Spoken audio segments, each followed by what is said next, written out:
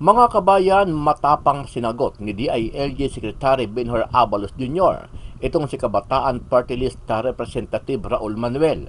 Sa ginawang pagdinig kahapon sa Kongreso, sinita at kinwestiyon ni Manuel itong si Abalos kung bakit tila napakabagal ng aksyon ng DILG at PNP, kung bakit hindi pa nahuhuli itong mga maiimpluwensyang tao sa bansa gaya ni Pastor Apollo Kibuloy ng Kingdom of Jesus Christ at ang kontrobersyal na mayor ng Banban Tarlac na si Alice Lialgo. Ayon kay Manuel, bakit kapag ordinaryong tao ang pinaghaharap ng batas ay napakadaling mahuli at kapag mga maiimpluwensyang tao naman ay tila hirap na hirap silang dakipin at tugisin ang mga ito. Kapag mga big personalities talaga, parang hirap-hirap na arestuhin ng PNP. Pero kapag ordinaryong tao, ang dali lang na hulihin tsaka maging biktima pa ng red tagging na nagpapatuloy pa rin hanggang ngayon. So, kailangan talagang mag-ayos, Madam Chair, at hindi dapat yan pabayaan lang. So, that would be for the first round, Madam Chair. Thank you. Madam Chair, just a comment. I would Yes, just like to place it on Secretary. record na hindi ho kami ganon. As far as Kibuloy is concerned and the others, ginagawa namin. In fact, dinimanda po kami on record. Nakadimanda po ako ngayon, ang PNP, dahil sa pag-raid po namin sa Kingdom of Jesus. And we are going to answer these accusations against us. Just for the record, hindi po kami ganon. Maski sino po, hahanapin po namin. Salamat po. Maging ang PNP chief na si Police General Romel Francisco Marbil ay hindi rin nakaligtas kay Manuel. Sagot ng PNP, hindi sila tumitigil sa paghahanap at pagtugis sa mga taong wanted at pinaghaharap ng batas gaya ni Kibuloy at ni Alice Go. Sa task ng PNP na kung may dapat talaga siyang hulihin, panagutin, yun yung mga ganitong tipo ng personalities, Apollo Kibuloy and si Go Huaping o si Alice Go. So ano na po ang status ng ginagawa ng PNP? Sir, yung ginagawa po namin, where continuous po yung investigation namin and continuous po yung tracking po natin. Not only the Philippine National Police, but all the agencies involved. Special po yung Bureau of Immigrations and of course yung intelligence unit po natin from National Security Agency because these are people. With regard to Kibuloy, ganun pa rin po yung ginagawa namin. Tuloy-tuloy po rin po yung surveillance namin dun sa area po. In yung location po ng 5 tao na hindi po pa nahuhuli. Kasama po ni fugitive Apollo Kibuloy. Dagdag pa ni Raul Manuel na dapat magpaliwanag ang DILG at PNP kung bakit napakabilis nilang hulihin ang mga ordinaryong tao at kung minsan ay nauuwi pa sa red tagging. Hindi din po katanggap-tanggap yun, na yung mga ordinaryong kababayan natin, ang dali lang na i-red tag, tapos yung iba pa inaaresto.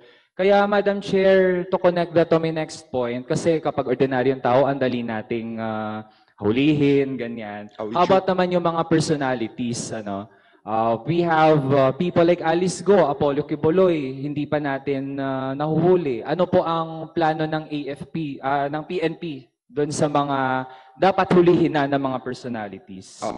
Madam Chair, can I just answer about red tagging?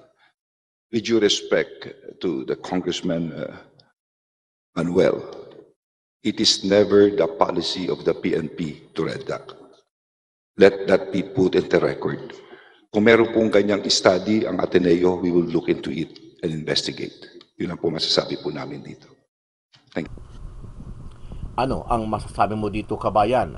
Sama-sama natin panuorin ang buong video at pakikomment nyo po ang inyong mga reaksyon at sariling opinyon. Pero bago yan, muli po ako nag-iimbita sa mga hindi pa po nakasubscribe sa ating channel na Kabayan News PH, pakipindot po ang subscribe button at pakiclick na rin ang notification bell para lagi kayong updated sa mga bagong upload natin na legit at napapanahong balita. Maraming pong salamat. Hinatikos ni dating Pangulong Rodrigo Duterte ang 20-day freeze order ng Court of Appeals laban sa mga property at bank accounts ng Kingdom of Jesus Christ o KOJC at ng leader nito na si Apollo Kibuloy. Ayon kay Duterte na tumatayong administrator ng KOJC Properties, naniniwala siyang mali ang utos na ito ng korte dahil wala naman anyang involved na public fund sa na-freeze na ari-arian at wala ring aligasyon ng misuse o maling paggamit ng pera. Kampante anya ito na kung aapilang legal counsel ni Kibuloy sa Supreme Court laban sa desisyon ng CA ay maaari nilang mabaliktad ang freeze order. Naglabas ang CA ng 20-day freeze order sa lahat ng ari-arian at bank account ni Kibuloy matapos kakitaan ang posibilidad na may kaugnayan nito sa mga krimen na ibinabato sa KOJC leader. Tinawag na premature ng abogado ni dismissed Bamban Tarlac Mayor Alice Guo ang tax evasion case na isinampa ng Bureau of Internal Revenue o BIR laban sa dating alkalde. Ayon kay Attorney Stephen David, ang legal counsel ni Guo, hindi pa tapos ang kanilang ginagawang pag-aaral para malaman kung may tax liability nga ba ang kanyang kliyente. Sa isang pahayag, sinabi ni Attorney David na nagulat sila sa isinampang kaso laban sa kanyang kliyente kayong wala pa silang natatanggap na desisyon tungkol sa final assessment ukol sa buwis na dapat bayaran ni Guo. Gayunman, magbibigay sila ng opisyal na pahayag sa oras na matanggap na ang kopya ng reklamo. Tiniyak kahapon, August 15, ni Interior and Local Government Secretary Benhur Abalos na ginagawa nila ang lahat para mahuli ang mga dapat malagot sa batas, kabilang na sina KOJC leader Apollo Kibuloy at si dismissed Bamban Tarlac Mayor Alice Guo. Ginawa ni Secretary Abalos ang pahayag matapos questionin ni Kabataan Party List Representative Raul Manuel ang mga hakbang na ginagawa ng Philippine National Police na isang attached agency ng DILG ukol sa paghahanap sa mga wanted na malaking personalidad. Ito ay sa kabilaan niya ng malaking budget ng DILG na nakalaan para sa pambansang pulisya. Pero tugon ni PNP Chief Francisco Marbil, hindi naman sila tumitigil sa paghahanap sa mga ito. Hindi ho kami ganon. As far as Kibuloy is concerned and the others, ginagawa namin. In fact, dinimanda po kami on record. Nakadimanda po ako ngayon, ang PNP, dahil sa pag-raid po namin sa Kingdom of Jesus. And we are going to answer these accusations against us. Just for the record, hindi po kami ganon. Maski sino po, hahanapin po namin. Continuous po yung investigation namin and continuous po yung tracking po natin. Not only the Philippine National Police but all the agencies involved. Special po yung Bureau of Immigrations and of course yung intelligence unit po natin from National Security Agency because these are people. With regard to Kibuloy, ganun pa rin po yung ginagawa namin. Tuloy-tuloy po rin po yung surveillance namin dun sa area po. In yung location po ng 5 tao na hindi po pa nahuhuli. Kasama po ni fugitive Apollo Kibuloy. Hindi ho kami ganon. As far as Kibuloy is concerned and the others, ginagawa namin. In fact, dinimanda po kami on record. Nakadimanda po ako ngayon, ang PNP, dahil sa pag-raid po namin sa Kingdom of Jesus. And we are going to answer these accusations against us. Just for the record, hindi po kami ganon. Maski sino po, hahanapin po namin. Hindi selective o walang pinipili ang pagpapatupad ng arrest orders ng Philippine National Police o PNP. Ito ang binigyang diin ni Interior and Local Government Secretary Benhur Abalos sa House Committee on Appropriations para sa pagdinig sa 281.3 billion pesos na panukalang pondo ng Department of the Interior and Local Government at attached agencies nito para sa taong 2025. Kwestiyon sa hearing ng isang mambabatas kung bakit hindi pa rin naaaresto hanggang ngayon ang ilan sa mga wanted personalities tulad ng kontrobersyal na religious leader na si Apollo Kibuloy at si dismissed Bamban Mayor Alice Guo. Na kapag mga big personalities talaga, parang hirap-hirap na arestuhin ng PNP. Pero kapag ordinaryong tao, ang dali lang na hulihin tsaka maging biktima pa ng red tagging na nagpapatuloy pa rin hanggang ngayon. So, kailangan talagang mag-ayos. Ayon naman kay Philippine National Police Chief Police General Romel Francisco Marbil, hindi sila tumitigil sa paghahanap sa mga ito. Continuous po yung investigation namin and continuous po yung tracking po natin. Not only the Philippine National Police but all the agencies involved. Special po yung Bureau of Immigrations and of course yung intelligence unit po natin from National Security Agency because these are people. With regard to Kibuloy, ganun pa rin po yung ginagawa namin. Tuloy-tuloy pa rin po yung surveillance namin dun sa area po. In yung location po ng 5 tao na hindi po pa nahuhuli. kasama po ni Fugitive Apollo Kibuloy. Muli namang ipinanawagan sa Kongreso na alisan na ng pondo ang National Task Force to End Local Communist Armed Conflict o NTF-ELCAC kasama ang barangay development programs nito. Ayon kay Congressman Manuel, dapat ilagay na lang ang pondo nito direkta sa national government agencies lalo na't wala ni isa sa 885 na barangay development projects ng task force ang naipatupad sa taong ito. Nasa 7.8 billion pesos ang 2025 proposed budget sa NTF-ELCAC. For 2024, the DBM just released the amount to our local government units. That's why our LUs are still in the process of procuring the projects. Samantala, iginiit naman ng DILG at PNP na hindi nila kailanman naging polisiya ang red tagging. I have to look po dun sa sinasabi nyo, but po na natin, we just follow yung rules po ng presidente natin. We don't want to red tag anymore. Yun po yung kung nangyari po yan, we have no idea, but I will investigate po kung nangyayari po yan. But right now, we don't have any report na ginagawa po namin yan. Tiniyak naman ni Interior Secretary Abalos na kung may ganito mang ulat ang isang academic community, ay agad nila itong sisiyasatin. Nanindigan ang DILG at PNP na ginagawa na nila ang lahat para mahuli ang malalaking personalidad na pinaghahanap ng mga otoridad. Isa nga yan sa natalakay sa budget hearing ngayong araw dito sa Kamara. Pasat 9:00 ng umaga kanina nang umarangkada ang pagdinig ng House Committee on Appropriations patungkol sa panukalang pondo ng Department of the Interior and Local Government at attached agencies nito.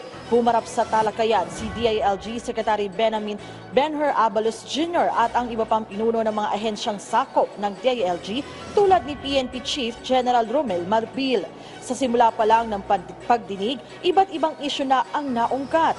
Isa sa mga ipinunto ni Kabataan Party List Representative Raul Manuel ay bakit hanggang ngayon hindi pa rin nahuhuli ng pulisya sina Kingdom of Jesus Christ Executive Pastor Apollo Kibuloy, gayon din ang napatalsik na alkalde ng Bamban Tarlac na si Alice Guo. Kapwa naman dumepensa riyan ang DILG at PNP. Na kapag mga big personalities talaga, parang hirap-hirap na arestuhin ng PNP. Pero kapag ordinaryong tao, ang dali lang na hulihin. So, kailangan talagang mag-ayos, Madam Chair, at hindi dapat yan pabayaan lang. I would just like to place it on record na hindi ho kami ganon.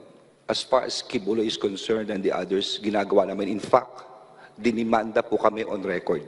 Nakademanda po ako ngayon, ang PNP, dahil sa pag-raid po namin sa Kingdom of Jesus. And we are going to answer these accusations against us. Just for the record, hindi po kami ganon. Maski sino po, hahanapin po namin. Where continuous po yung investigation namin and continuous po yung tracking po natin. Not only the Philippine National Police but all the agencies involved. Special po yung Bureau of Immigrations and of course yung intelligence unit po natin from National Security Agency because these are people. With regard to Kibuloy, ganun pa rin po yung ginagawa namin, tuloy-tuloy pa rin po yung surveillance namin doon sa area po. In yung location po ng 5 tao na hindi po pa nahuhuli. Kasama po ni Fugitive Apollo Kibuloy. Para sa fiscal year 2025, higit 281 billion pesos ang panukalang pondo ng DILG na mas mataas kaysa sa kasalukuyan nilang budget na higit 265 billion pesos. Pagtitiyak ng DILG, mas palalakasin pa nila ang kanilang mga programa para sa peace and order, pagpaigting ng kapasidad ng mga LGU at pagpapalakas ng environmental protection and disaster resiliency initiatives ng pamahalaan. Kaya hilig nila sana suportahan din ng Kongreso ang kanilang mga programa. Sa pagtahak natin sa bagong Pilipinas, kinakailangan mag-ugat ang tunay na kaunlaran sa bawat komunidad sa bansa. Upang makamtan natin ito, naging matibay na katuwang at sandigan ng sambayanan ang DILG sa pagtataguyod ng mahusay at mabilis na pamamahala, kapayapaan, seguridad. Sa harap ng mga hamon ng ating makabagong panahon, makakaasa kayo na sa daan tungo sa bagong Pilipinas, makakatuwang ninyo ang DILG sa pagtataguyod ng isang bayang maunlad at payapa para sa bawat mamamayang Pilipino. Kapag mga big personalities talaga, parang hirap-hirap na arestuhin ng PNP. Pero kapag ordinaryong tao, ang dali lang na hulihin tsaka maging biktima pa ng red tagging na nagpapatuloy pa rin hanggang ngayon. Di ba nagsabi ang ating nakaupong Pangulo ngayon na hindi gobyerno ang nangunguna sa red tagging? Tama po ba? Opo. Madam Chair, pero ang ating mga city and municipal police stations, di ba bahagi po ng gobyerno? Tama po ba? Opo, sir. Kasi Madam Chair, kaya po natin natanong kasi sa unang mayor na pag-aaral tungkol sa red tagging sa bansa, ginawa po ito ng Ateneo Human Rights Center. Ang sabi sa study na iyon, up until July 2024, kalakhan ng red tagging ay gawa ng gobyerno. At kalakhan ng online red tagging ay ginagawa ng city and municipal police stations sa Facebook. So, ano pong pagtingin ninyo doon sa ganitong pag-aaral ng Ateneo Human Rights Center? Sir, I have to look po dun sa sinasabi nyo, but ayun po na natin, we just follow yung rules po ng presidente natin. We don't want to red tag anymore. Yun po yung kung nangyari po yan, we have no idea, but I will investigate po kung nangyayari po yan. But right now, we don't have any report na ginagawa po namin yan. Madam Chair, kung wala po silang idea, then it seems hindi nila talaga na-check yung ginagawa ng mga local police stations, lalo na kung may ganito nang consolidated information, then it is the task of our agencies na mag-ayos sila, Madam Chair. Dahil nga, iba yung sinasabi, pero iba yung ginagawa. Sir, foremost, sir, we don't have any issue to red tag anybody, and it's against human rights. And kaya po namin din naimbestigahan yan because wala po kaming issue na coming from the higher ups, even before na yung mga predecessor ko, to come up with the red tagging po. Wala po kaming issuance ng ganang orders po. So, Madam Chair, it's the word of the PNP under the current administration against the word of Ateneo Human Rights Center. And of course, Madam Chair, I think we would expect, yun yung sasabihin nila, they would deny na nangyayari ito. But again, Madam Chair, we have these people in the academe, civil society, na nag-a-attest nga na nangyayari pa rin ito under the current administration. Gusto natin, again, whole of nation, collaboration, pero kapag may mga sinasabi naman yung ating civil society to point out ano yung mga dapat pa rin ayusin, dinay natin, Madam Chair. So, hindi din po katanggap-tanggap yun na yung mga ordinaryong kababayan natin, ang dali lang na i-red tag, tapos yung iba pa inaaresto. Kaya, Madam Chair, to connect that to my next point, kasi kapag ordinaryong tao, ang dali nating hulihin, ganyan. How about naman yung mga personalities? We have people like Alice Go, Apollo Quiboloy, hindi pa natin nahuhuli. Ano po ang plano ng AFP, ng PNP, doon sa mga dapat hulihin na ng mga personalities? Madam Chair, can I just answer about red tagging? With due respect to the Congressman Manuel, it is never the policy of the PNP to red tag. Let that be put in the record. Kung meron pong ganyang study ang Ateneo, we will look into it and investigate. Yun lang po masasabi po namin dito. Thank you. Okay, Madam Chair, balik po doon sa question. Sa task ng PNP na kung may dapat talaga siyang hulihin, panagutin, yun yung mga ganitong tipo ng personalities, Apollo Quiboloy and si Go Huaping o si Alice Go. So ano na po ang status ng ginagawa ng PNP? Sir, yung ginagawa po namin, where continuous po yung investigation namin and continuous po yung tracking po natin. Not only the Philippine National Police but all the agencies involved. Special po yung Bureau of Immigrations and of course yung intelligence unit po natin from National Security Agency because these are people. With regard to Quiboloy, ganun pa rin po yung ginagawa namin. Tuloy-tuloy po rin po yung surveillance namin dun sa area po. In yung location po ng 5 tao na hindi po pa nahuhuli. Kasama po ni fugitive Apollo Quiboloy. So to cap na lang may first round, Madam Chair. May ganito lang inconsistency, Madam Chair. That your time expired, so kindly wind up. Yes, Madam Chair, oo. Kapag mga big personalities talaga, parang hirap-hirap na arestuhin ng PNP. Pero kapag ordinaryong tao, ang dali lang na hulihin tsaka maging biktima pa ng red tagging na nagpapatuloy pa rin hanggang ngayon. So, kailangan talagang mag-ayos, Madam Chair, at hindi dapat yan pabayaan lang. So that would be for the first round, Madam Chair. Thank you. Madam Chair, just a comment. I would Yes, just like to place it on Secretary. record na hindi ho kami ganon. As far as Kibuloy is concerned and the others, ginagawa namin. In fact, dinimanda po kami on record. Nakadimanda po ako ngayon, ang PNP, dahil sa pag-raid po namin sa Kingdom of Jesus. And we are going to answer these accusations against us. Just for the record, hindi po kami ganon. Maski sino po, hahanapin po namin. Salamat po.